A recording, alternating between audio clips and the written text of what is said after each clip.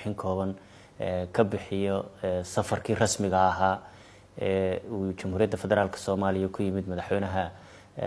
dawladdan walaalaha nahay ee Djibouti mudane Ismaaciil Cumar Geelle booqashadaas oo rasmi ahayd ama waxa loo yaqaan state visit oo madaxweynaha Jamhuuriyadda Djibouti ku yimid shalayto isaga iyo wafdi ballaaran oo uu hogaaminaya Jamhuuriyadda Federaalka Soomaaliya magaalada madaxda Xamar halkaas oo uu ku soo dhaweeyay madaxweynaha Jamhuuriyadda Federaalka Soomaaliya mudane Maxamed Cabdullaahi Maxamed Farmaajo madaxweyne Ismaaciil Cumar Geelle intii uu dalka joogay waxa suurta gashay Ilaahay fadligiisa in wada hadal laba dhinac ah oo ay yeeshaan madaxweynaha Djibouti iyo wafdigiisa iyo madaxweynaha Jamhuuriyadda Federaalka Soomaaliya iyo xubno golaha wasiirada ka tirsan iyo ra'iisul wasaaraha laga wada hadlo danta iyo xiriirka labada dal iyo adkeynta wada jirka iyo wada shaqeynta labada dal ee taariikhiga ka dhaxaysay waxa wada hadalka xalay ilaa maanta ka soo baxay in la sii adkeeyo iskaashiga u dhaxeeya labada dal wada jirka iyo gacmo-is-haysiga wada qabsi iskaashiga labada dal u dhaxeeya Djibouti waa dal aan walaalanahay halgankii dheeraa ay xornimada u soo galeen reer Djibouti shacabweynaha iyo dawladda Soomaaliya ay door weyn ku lahayd in ay ka xoroobaan gumeystihii Faransiiska iska ridaan heeriyadii gumeysiga mar labaadna dawladda Djibouti ay u gurmato walaalahooda Soomaaliyeed shirweynihii Carta oo uu madaxweyne Ismaaciil Cumar Geelle yagleelay buddigna uu ahaa dawladnimada Soomaaliyeed dib u soo kabatayna aasaas u ahayd Djibouti waxaan wadaagnaa taariikh dheer waa dadaan walaalanahay waa dadaan isir iyo ehelba nahay waa dadaanu isku nafnahay Djibouti waa Soomaaliya Soomaaliyana waa Djibouti lama kala qaybin karo midnimo iyo wada jir iyo iskaashi ayaa ka dhaxeeya madaxweyne Ismaaciil Cumar Geelle waxa uu suurta gashay intii isaga iyo wafdigiisuba ay ku joogeen magaalada madaxda Xamar booqashada in dhinacyada kala duwan ee bulshada ay la kulmaan xukuumadda la sheekaystaan madaxweynaha la sheekaystaan maanta waxa uu suurta gashay si wada jir ah labada madaxweyne inay u daahfuraan xarigana uga jiraan safaaradda Djibouti ay ku leedahay caasimadda Muqdisho sidoo kale madaxweynaha Djibouti waxa uu ka khudbadeeyay labada aqal iyo golaha wasiirada oo ka qayb qaatay waxaanu kula dardaarmay wada jir midnimo iyo iskaashi in shacabweynaha Soomaaliyeed lagula shaqeeyo waxa kale inuu ognahay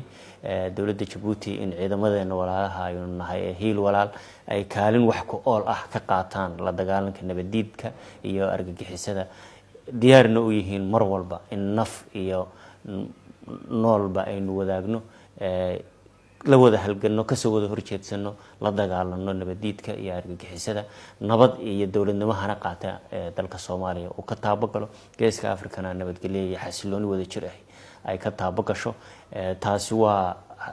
maxsuulka ugu weyn iyo halku dhaga ka soo baxay wada shaqeynta iyo iskaashiga labada dal ee walaalaha madaxweynaha Djibouti safarkiisa isaga iyo golaha wasiirada oo ka tirsanaaba waxa uu ku soo gaboobay guul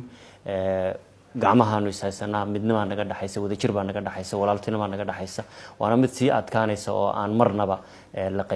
kala qaybin karahayn horena u socon doonta Ilaahay idamkiisa inta ka soo waxaan rabaa inaan shacabweynaha nabadda jecel ee reer Muqdisho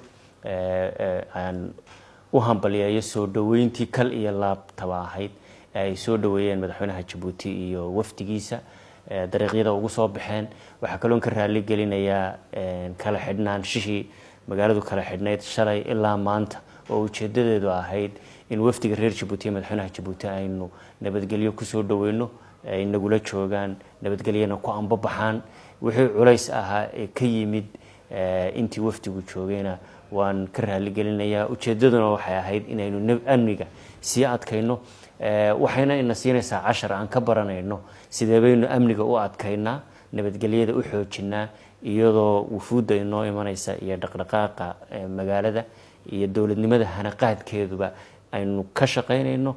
haddana aynu suurto gelinayno inay shacabweynuhu isu socdaan magaaladu isu furnaato taana waa hawl inoo wada taalla aan ka shaqeynayno dawladduna hormuud u tahay